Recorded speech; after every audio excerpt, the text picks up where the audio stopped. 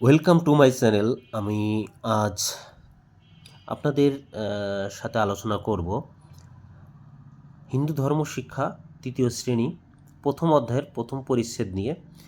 প্রথম পরিচ্ছেদটা হলো স্রষ্টা এবং সৃষ্টি। আমরা এখানের যে প্রশ্নগুলো আছে আমরা সেই প্রশ্নগুলো নিয়ে আলোচনা করব। প্রশ্নগুলো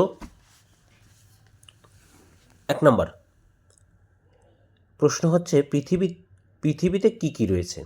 এখানে আমরা যদি দেখি পৃথিবীতে রয়েছে নানা রকমের গাছ লতা পাতা, রয়েছে জীবজন্তু কীট পতঙ্গ।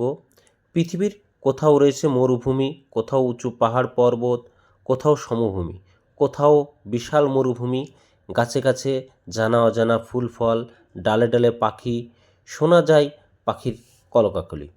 আমাদের মাথার উপরে রয়েছে সুনীল আকাশ, যার কোনো সীমা নেই।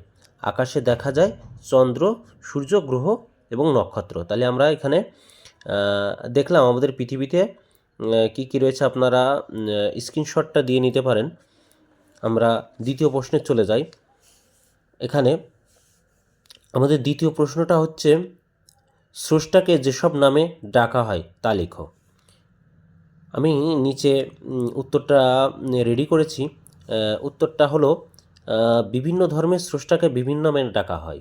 হিন্দু ধর্মের স্রষ্টাকে ঈশ্বর বলা হয়, পরমেশ্বর, ব্রহ্ম, পরম ব্রহ্ম, পরমাত্মা, হরি, ভগবান প্রভৃতি নামেও ডাকা হয়।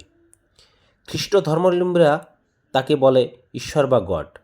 ইসলাম ধর্মাবলম্বী যারা আছেন তারা আল্লাহ বলে ডাকেন।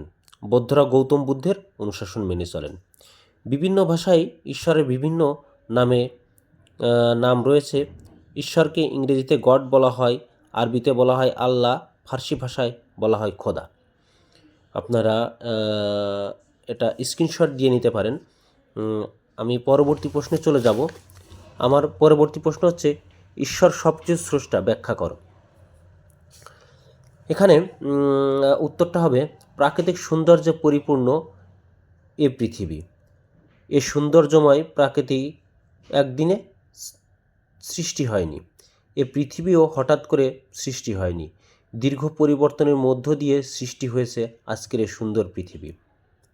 সমস্ত সৃষ্টির মূলে রয়েছেন একজন মহান স্রষ্টা। আমরা স্রষ্টাকে বিভিন্ন নামে ডেকে বা চিনে থাকি। হিন্দু ধর্মের স্রষ্টাকে ঈশ্বর বলা হয়, খ্রিস্ট ধর্মাবলম্বীরা তাকে ঈশ্বর বা গড বলে ডাকেন, আর মুসলমানরা ডাকেন আল্লাহ, আর বৌদ্ধরা গৌতম বুদ্ধের অনুশাসন মেনে চলেন।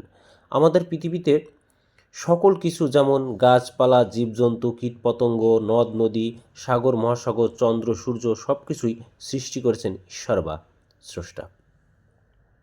সবাইকে অসংখ্য ধন্যবাদ। চ্যানেলটা লাইক এবং সাবস্ক্রাইব করবেন। ধন্যবাদ।